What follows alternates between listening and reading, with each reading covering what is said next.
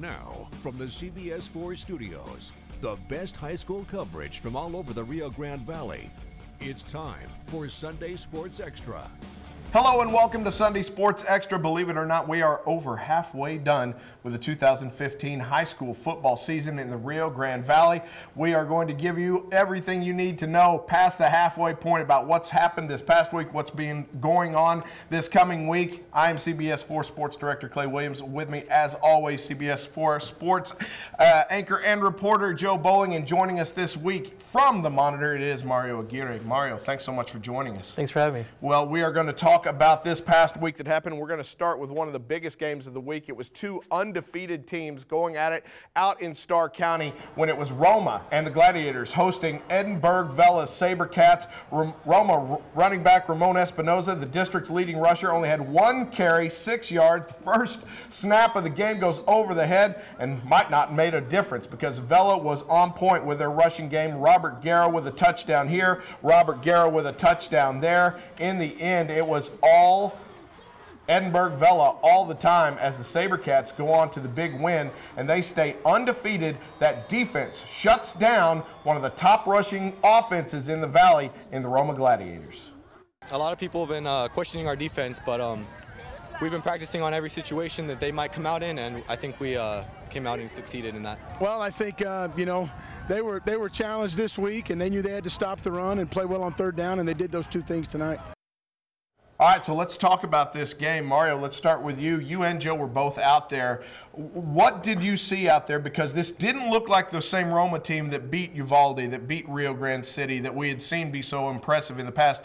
But the SaberCats looked just as impressive as we've seen them in every week this year. Well, the biggest thing for Roma was not having the running back Ramon Espinoza, who's right up there in district in yards rushed.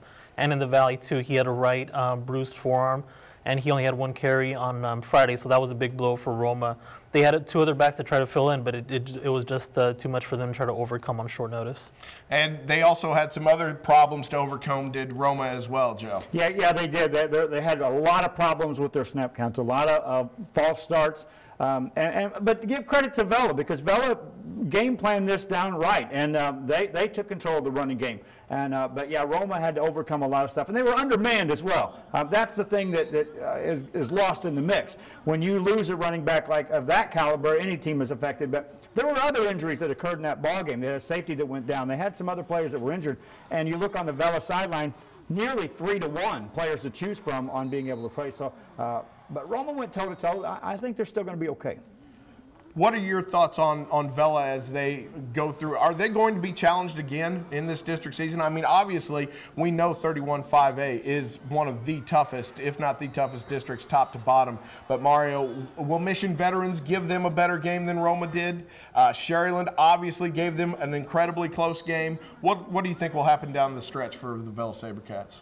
Well, Vela has Sherland Pioneer coming up next week. Pioneer has aspirations of trying to make the playoffs. I'm sure they'll give them their best effort, but also they close with Mission Veterans, and that's a big game for them as well. That has the potential to kind of sway or swing how the teams finish at the top of the order in district. So I think Edinburg Vela's toughest challenge will be Mission Vets coming up later. Well, let's talk about Pioneer, though, because as you said, that is the next game up for the SaberCats. Before their game this week, I talked with Coach Jason Wheeler about their defense and how the Diamondbacks have depending on that side of the ball. I was joking with our defensive coordinator the other day. I said, you know, we've only given up 3 touchdowns in 5 games. And he said, oh, I didn't realize that. I said, yeah, a couple games we didn't give up a touchdown, you know, and we gave up 2 safeties this past game. So, you know, that's not a lot of teams, I think, in the state of Texas can say that right now.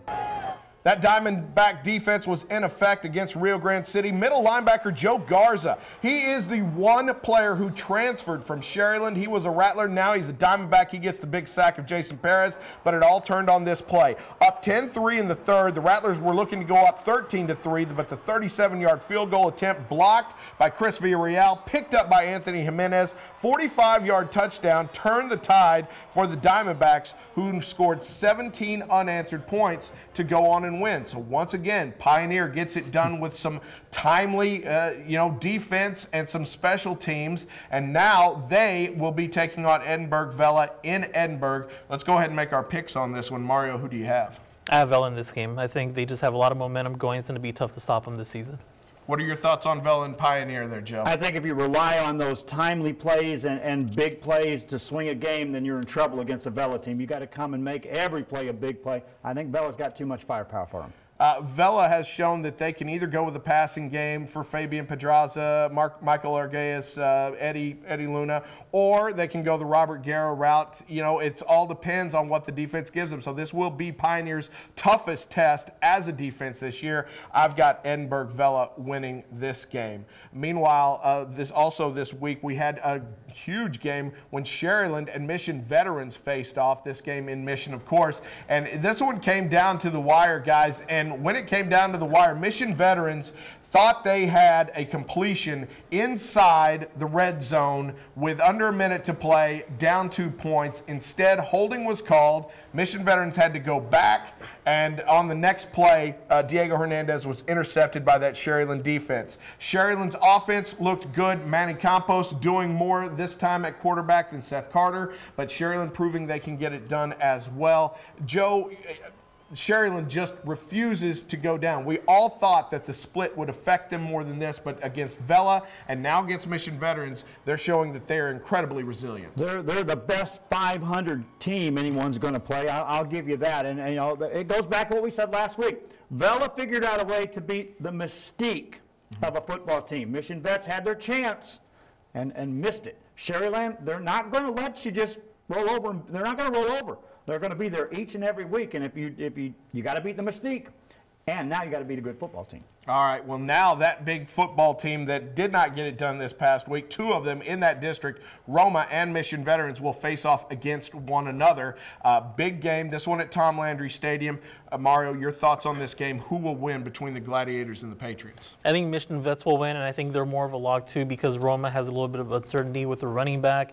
They don't know if they'll be able to bring him up next week, and there's still their backups that they're trying to work in. So Mission Vets, I think, is more of a known commodity at this point. They know what they have. The running game isn't as strong right now just because they lost Johnny Martinez to injury. They don't know when he'll be back, but I still have Mission Vets in this game.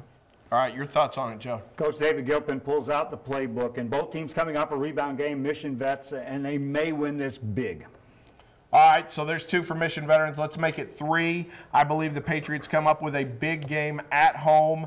It's tough for Roma, but we do not know what's going to be happening with Ramon Espinoza. He is the workhorse for that team.